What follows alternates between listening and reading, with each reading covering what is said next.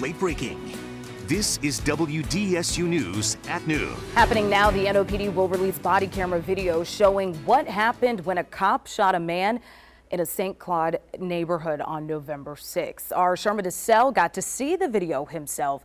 He joins us live from NOPD headquarters this afternoon. Sherman, we know the public will be able to see this video soon, but you're going to walk us through what you saw.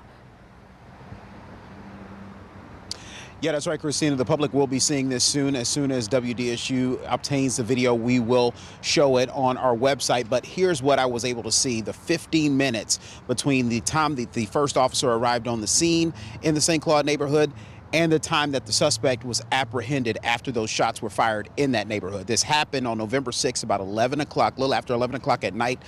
What initially happened was that EMS responded to a call of an unresponsive man inside of a gray car. When they got to that car, they saw that man slumped over, but they also saw a weapon on the passenger seat.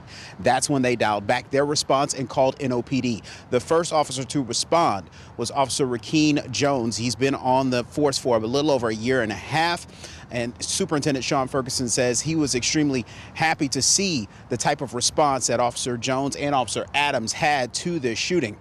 Now, shortly after Officer Jones responded, or shortly before rather, the suspect was seen driving. On the body cam, you can see the suspect driving past the officer. The Officer Jones, he asked him to pull over at a nearby gas station.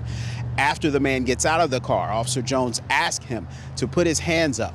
Turns out the man started to run away, and that's when a gun was actually drawn towards the officer, prompting him to shoot several shots.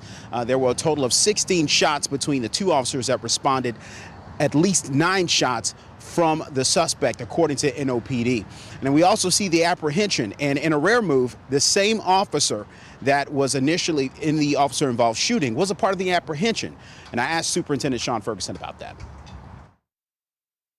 This was a fast, active investigation, incident that happened very quickly. So normally, under normal circumstances, and of course it varies from case to case, scenario to scenario, under normal circumstances, an officer that has been involved in an officer-involved shooting, he or she would be sequestered while we're still working that perimeter, while we're still conducting that investigation, if it is still a live and active investigation.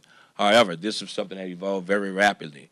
15 minutes after the interaction or the exchange of gunfire, this individual was apprehended. And again, Officer Jones did a hell of a job.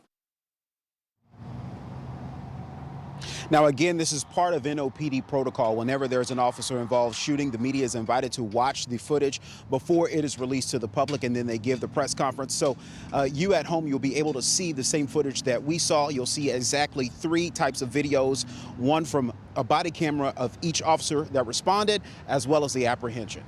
Reporting from Mid-City, Sherman DeSalle, WDSU News. All right, Sherman, great information.